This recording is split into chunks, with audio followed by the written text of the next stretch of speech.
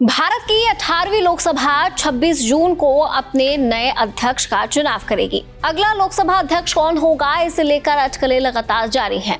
लेकिन लोकसभा स्पीकर का चुनाव इस बार दिलचस्प हो सकता है। वो इसीलिए क्योंकि सत्ता और विपक्ष दोनों ही स्पीकर के लिए उम्मीदवार उतार सकते हैं। अगर विपक्षी इंडिया ब्लॉक भी स्पीकर पद के लिए अपना उम्मीदवार उतारता है तो ये पहली बार होगा जब स्पीकर के पद के लिए जबरदस्त मुकाबला देखने को मिलेगा। आजाद भारत की ये परंपरा रही है कि लोकसभा स्पीकर को हमेशा से ही सर्वसम्मति से चुना गया है। सदन में स्पीकर पक्ष का होता है और डिप्टी स्पीकर विपक्ष का होता है ताकि एक संतुलन बना रहे। हालांकि पिछले 2 टर्म से ये पद खाली था क्योंकि विपक्ष के पास उतनी बहुमत नहीं थी, लेकिन इस बार नवनिर्वाचित सरकार ऐसा नहीं कर रही है, तो इस बार इंडिया ब्लॉक अपना स्पीकर का चुनाव लड़ सकता है। दरअसल विपक्षी गठबंधन डिप्टी स्पीकर का पद मांग रहा है। उसका कहना है कि अगर डिप्टी स्पीकर का पद नहीं मिला तो फिर वो स्पीकर का चुनाव भी लड़ेंगे। विपक्ष स्पीकर पद के लिए अपना कैंडिडेट तब देगा अगर सर्वसम्मति से स्पीकर का चुनाव नहीं होता है। वहीं बीजेपी के लिए भी ये पद इस बार और भी जरूरी हो गया है। पिछले 2 सरकारों से विपरीत भारतीय जनता पार्टी पूरी तरह से इस बार अपने सहयोगियों पर निर्भर है। लोकसभा चुनाव में भाजपा की 240 सीटें आईं, यानी कि बहुमत के आंकड़े से 32 सीटें कम। आंध्र प्रदेश के चंद्रबाबू नायडू की तेलुगु देशम पार्टी और बिहार के मुख्यमंत्री नीतीश कुमार की जनता दल यूनाइटेड भाजपा के सहयोगी दल है और नेतृत्व की सरकार में प्रमुख हितधारक बनकर उठी है। ऐसे में बीजेपी अपने पास स्पीकर का पद रखकर सहयोगी दलों को डिप्टी स्पीकर का पद देकर सबको खुश करना चाहती है। लेकिन सवाल है कि लोकसभा में स्पीकर पद का चुनाव कैसे होता है? क्या इसमें विपक्ष भाग ले सकता है?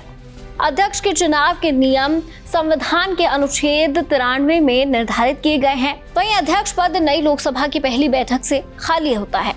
प्रक्रिया के अनुसार संसद सत्र शुरू होने से पहले राष्ट्रपति नवनिर्वाचित सांसदों को उनके पद की शपथ दिलाने के लिए प्रोटेम स्पीकर की नियुक्ति करता है। लोकसभा अध्यक्ष का चुनाव बड़े ही सिंपल बहुमत से होता है, यानी कि सदन में मौजूद आधे से ज्यादा सदस्यों को लोकसभा के अध्यक्ष बनने के लिए किसी खास उम्मीदवार को वोट करना होता है। यानी बात सीधी सादी है, जिसके पास जितना समर्थन उसके जीतने की उतनी बड़ी गारंटी। बात करते हैं लोकसभा अध्यक्ष की शक्तियों की। ये पद बेहद महत्वपूर्ण होता है क्योंकि स्पीकर ही सदन चलाने के लिए जिम्मेदार होता है। लोकसभा स्पीकर संसदीय बैठकों के लिए एजेंडा भी तय करते हैं और स्थगन और अविश्वास प्रस्ताव जैसे प्रस्तावों को भी अनुमति देते हैं। सदन में किसी नियम को लेकर अगर कोई विवाद होता है तो अध्यक्ष इन नियमों की व्याख्या करते हैं और उन्हें लागू भी करते हैं, जिसको चुनौती नहीं दी जा सकती। क्योंकि सदन में सत्तारूढ़ और विपक्षी दलों के सदस्य होते हैं, इसलिए अध्यक्ष की कुर्सी गैर पक्षपाती होनी चाहिए।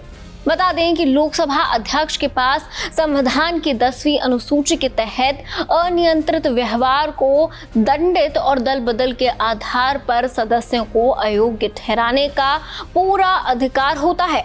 संसद में अगर अविश्वास प्रस्ताव लाया जाता है तो इसे लेकर भी हर फैसला सिर्फ और सिर्फ स्पीकर का ही होता है।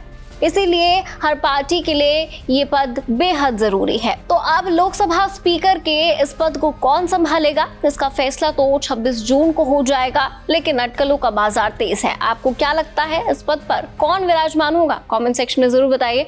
देखते रहिए एबीपी लाइव।